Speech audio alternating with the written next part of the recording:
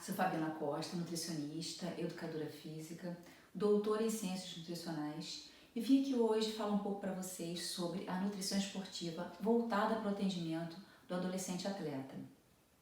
Longe de ter o interesse em esgotar sobre o tema, eu vou abordar na minha fala 3 tópicos: a adolescência, as necessidades nutricionais e também a avaliação nutricional para esse público. A adolescência é definida pela Organização Mundial de Saúde como sendo o período de 10 a 19 anos de idade, ou seja, a transição entre a infância e a idade adulta.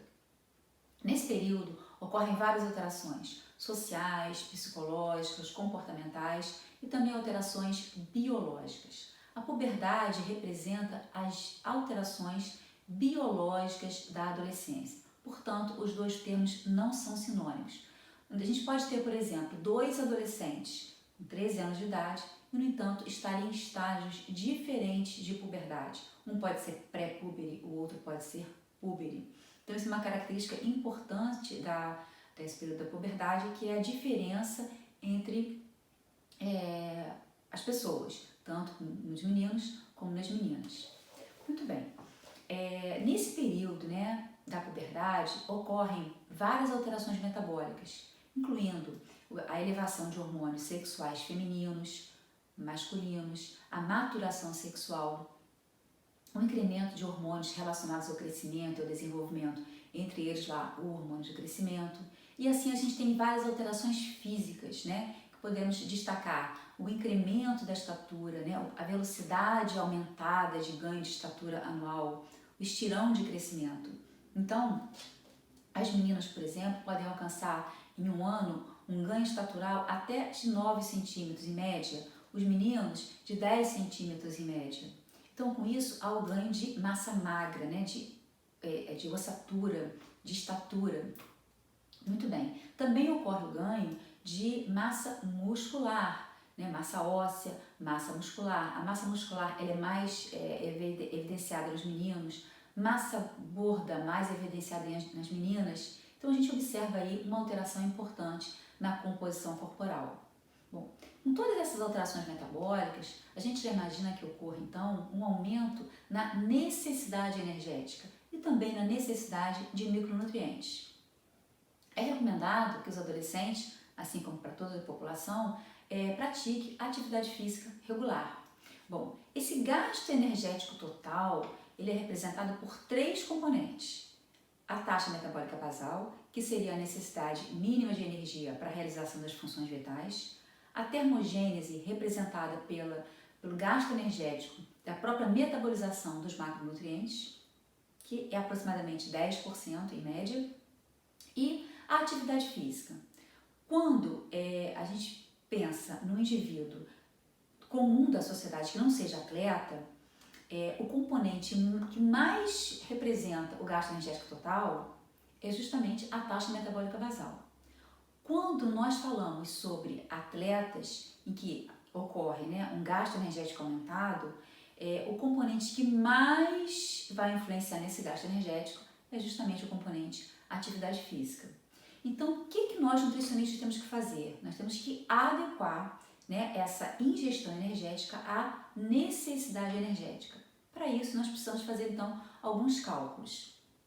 Bom, existem fórmulas preditivas para a gente poder, então, chegar a um valor estimado de necessidade energética, inicialmente da taxa metabólica basal. Então, eu vou deixar aqui para vocês algumas fórmulas normalmente utilizadas, mas é importante a gente destacar que existem limitações na utilização dessas fórmulas, Inclusive, a gente tem poucos estudos de validação comparando os resultados encontrados na utilização dessas fórmulas com métodos padrão ouro. Existem poucos estudos em adolescentes, menos estudos ainda em adolescentes atletas. E o método padrão ouro, que seria a calorimetria indireta, nós não temos esse método disponível na nossa prática do dia a dia de nutricionista. Então, a gente acaba usando mesmo essas equações preditivas para estimar a taxa metabólica basal e, em seguida, a necessidade energética daquele indivíduo.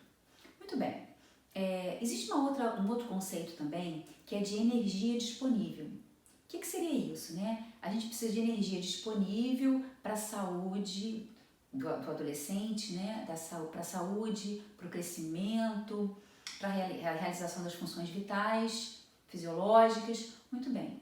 Então tem que ter uma energia disponível para isso. Então como é que a gente faria esse cálculo? Então a energia disponível é igual à energia ingerida menos a energia gasta pela atividade física dividido pela massa magra em quilogramas. E espera-se que o indivíduo atleta, que o adolescente atleta, ele tenha pelo menos 45 calorias por quilograma de peso de massa magra. E o que acontece que a literatura aponta, apesar de serem necessários mais estudos, é que normalmente os atletas adolescentes não alcançam esse valor de energia disponível. Muito frequentemente esse valor fica bem aquém, em torno de 30 calorias por quilograma de massa magra, o que poderia trazer prejuízo. Então, gente, é muito comum nesse meio atletas, e especialmente em adolescentes, uma ingestão energética baixa, que pode vir a comprometer tanto o desempenho na atividade esportiva, como também, eventualmente, até mesmo no crescimento e também no estado de saúde, né, na parte imunológica desse indivíduo. Então, portanto, nós nutricionistas devemos procurar, né, ajustar essa necessidade energética ao gasto energético. Bom, além da demanda energética, a gente também tem que pensar nos macronutrientes, nas proteínas, nos carboidratos e nos lipídios. Os carboidratos, eles representam um importante combustível energético, nós já sabemos disso também, mas existe uma particularidade no adolescente. O adolescente ele tem uma capacidade menor em relação ao adulto de armazenamento de glicogênio muscular.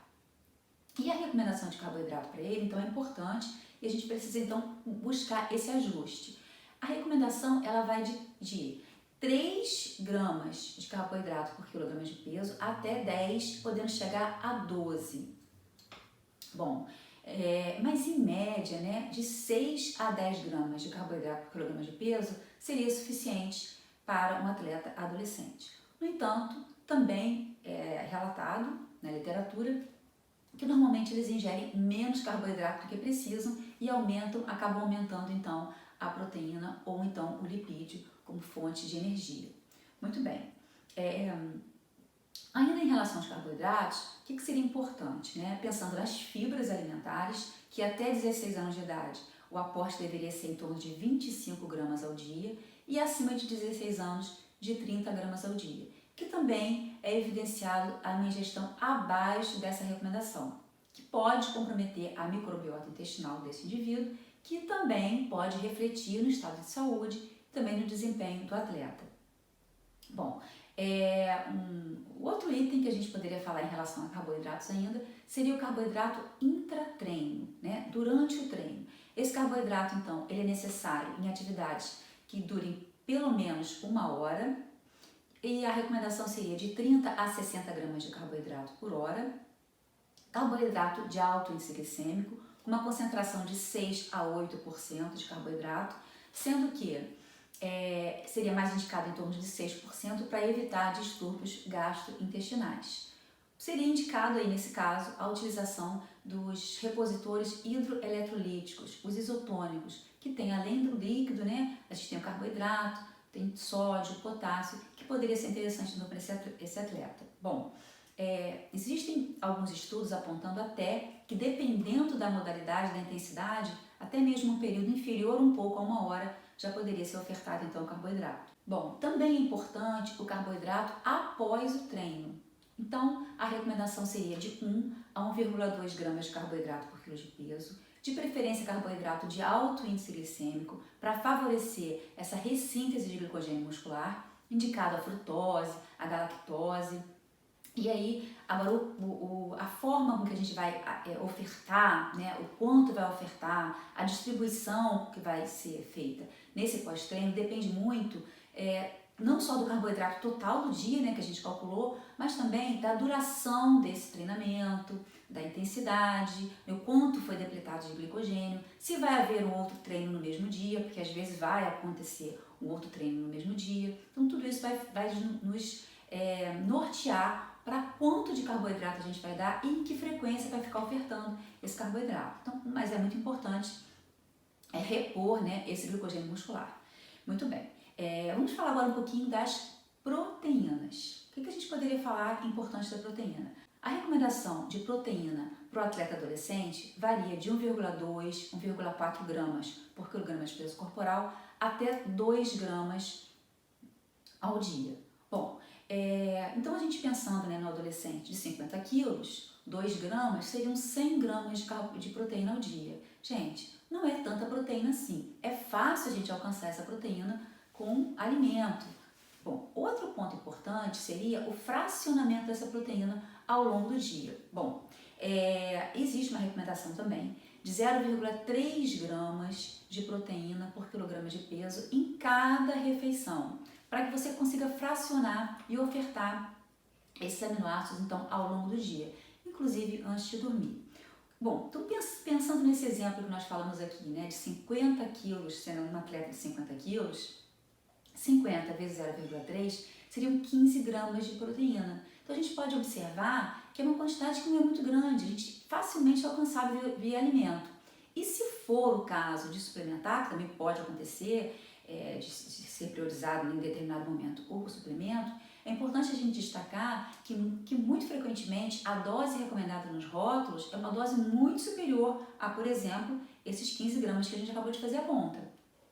Então, é preciso que o nutricionista ele individualize, né, essa dose. Isso é fundamental, porque senão acaba ficando muita proteína no momento só do dia e fica mal distribuído. Então, a literatura ela é consistente nessa importância de fracionar, né, a proteína ao longo do dia.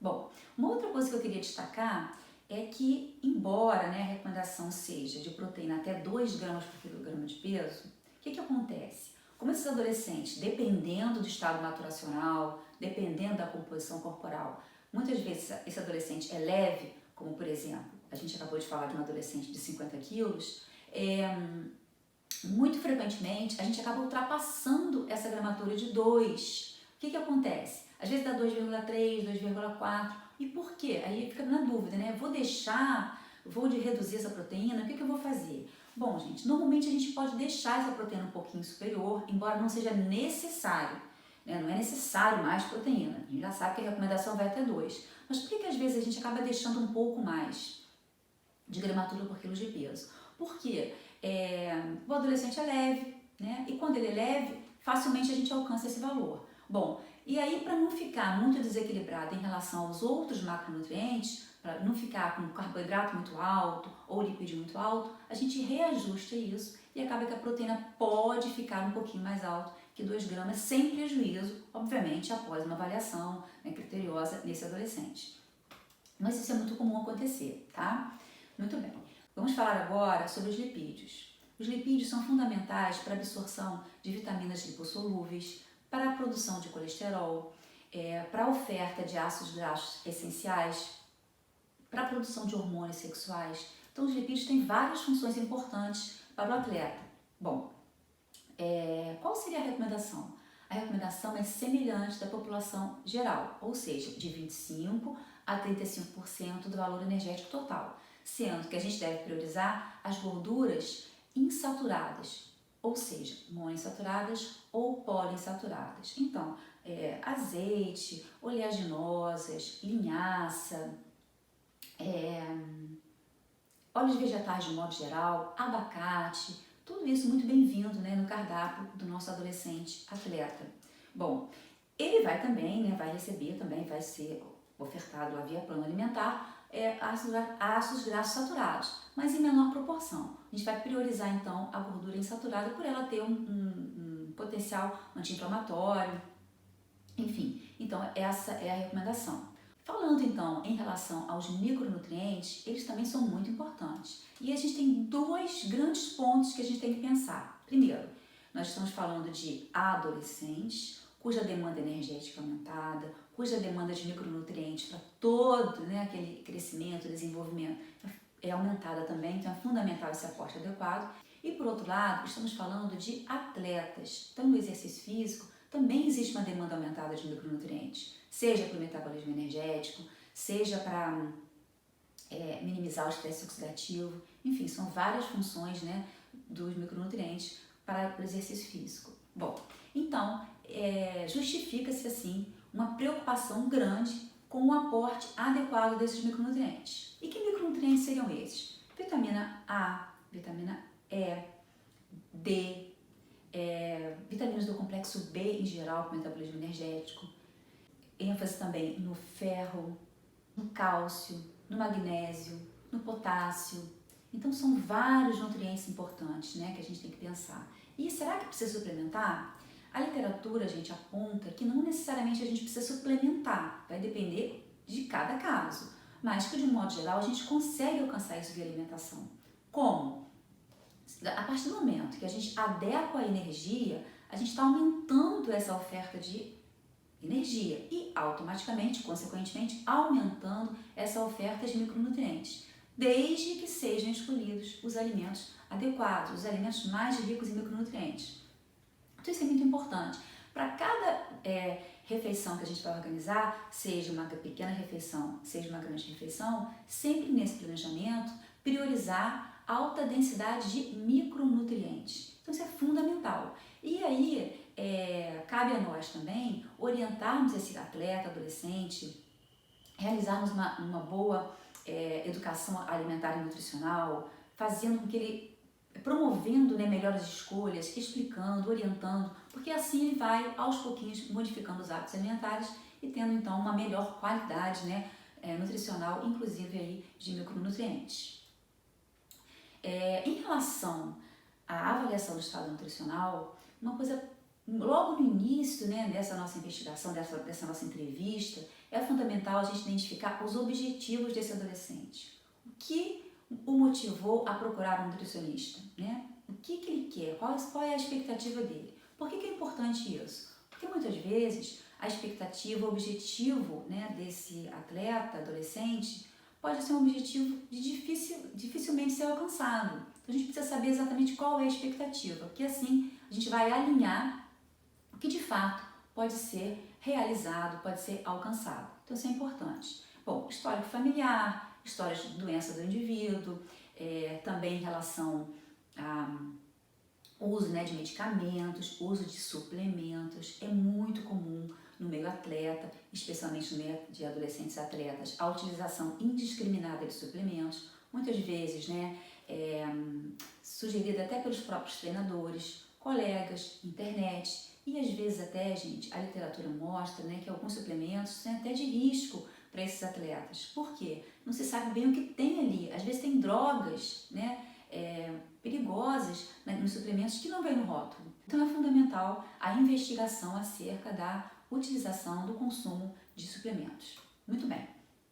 Além disso, a avaliação da ingestão alimentar, fundamental. Eu particularmente gosto muito do método de registro alimentar para avaliar essa ingestão, que pode ser de 3 a 7 dias. Normalmente com atletas é indicado que a gente faça até 7 dias e esse indivíduo então vai registrar, vai escrever ao longo dessa semana tudo que ele come, bebe, incluindo aí suplementos e também horários de treinamento, tipos de treinamento, intensidade, para a gente poder entender um pouco da rotina desse atleta. Isso é muito importante para a gente poder estimar o que ele vem ingerindo em termos de micronutrientes, em termos de energia, para a gente buscar essa adequação, porque senão a gente fica muito um tiro no escuro se a gente não conseguir estimar essa ingestão alimentar. Então eu considero isso um ponto crucial na nossa avaliação nutricional. Outro componente importante da nossa avaliação nutricional é a avaliação do estágio puberal desse indivíduo, que nós utilizamos então a prancha de Tanner, que é até disponível, né, na caderneta de saúde do adolescente, que eu vou colocar aqui para vocês. A gente tem lá a prancha de Tanner. A gente utiliza essa prancha para identificar o estágio puberal, que vai de 1, que é pré-púbere, até 5, que é pós-púbere, por meio de pelos pubianos, mama nas meninas e genitália nos meninos. Nós, nutricionistas, não avaliamos esse indivíduo, né, desnudo, então a gente não faz essa avaliação direta. Ou seja, o que a gente vai fazer? A gente vai aplicar esse instrumento e de uma forma subjetiva ele vai então fazer uma autoavaliação e identificar em que estágio puberal esse indivíduo está. É importante a gente explicar o motivo pelo qual ele precisa então tentar identificar aquilo ali, porque senão pode acabar dando um resultado equivocado. Bom, para que a gente vai querer saber o estado puberal? Porque nós já falamos, né, que dependendo desse indivíduo, ele pode ser pré-púbere ou pós-púbere ou púbere, e isso vai ter um impacto diferente tanto na nossa conduta como na nossa expectativa, né, de resposta ao nosso tratamento. Por exemplo, um indivíduo que seja pré-púbere, ele ainda não atingiu o estirão de crescimento, ainda vai ter estirão de crescimento, né, velocidade máxima de crescimento. Então a gente tem como estimar, né, daqui a quanto tempo isso vai acontecer, estimar inclusive quando esse indivíduo às vezes deseja lá ganhar massa magra, hipertrofiar, mostrar para ele que aquele momento ainda não é o momento adequado de ter isso como objetivo importante, um objetivo principal. Uma outra questão também é que às vezes esse indivíduo faz até um treinamento, né, resistido, mas se ele for pré-púbere, ele vai ter um aumento de força, mas não efetivamente de hipertrofia. E se ele já for um indivíduo púbere, por exemplo, ele já vai ter um incremento tanto na força como na hipertrofia muscular. Então isso é tudo muito importante. Outro ponto importante na nossa avaliação de estado nutricional é a avaliação antropométrica, a avaliação da composição corporal. A gente vai medir peso, estatura. Muito importante, gente, além desse peso, né, é fazer o acompanhamento e identificar o ganho de peso e o ganho de estatura em determinado período de tempo. Para quê? Para identificar se está havendo um crescimento adequado, um desenvolvimento adequado. Então isso é importante, não só o peso e estatura daquele dia, mas também um acompanhamento regular. Bom, fazemos também o cálculo, né, do índice de massa corporal e por meio daquelas curvas da Organização Mundial de Saúde de 2007, vamos identificar então o IMC por idade, estatura por idade. Nós sabemos que o índice de massa corporal, ele não identifica a composição corporal, mas podemos fazer lá uma classificação, porque nem sempre, né, esse adolescente ele vai estar em um grau com uma elevada massa magra, que vai então que justifica então não fazer um índice de massa corporal por idade. Você pode fazer para acompanhar, enfim, mas também faremos a avaliação da composição corporal. Então nós temos as curvas da OMS, que a gente vai fazer estatura idade, IMC idade, temos também como avaliarmos esse incremento de estatura, como eu já falei, incremento de peso, muito bom. Além disso, faremos então também a avaliação do percentual de gordura, que pode ser via dobras cutâneas, por exemplo, e aí a gente tem algumas fórmulas, vou até colocar para vocês aqui uma fórmula comumente utilizada, que é para adolescentes, que são somente duas dobras. A gente faz então a dobra tricipital e a dobra subescapular. Com essas duas dobras, a gente já consegue estimar a composição corporal e depois, por meio de tabelas, identificar se está adequado, se está elevado, se está reduzido. Muito bem.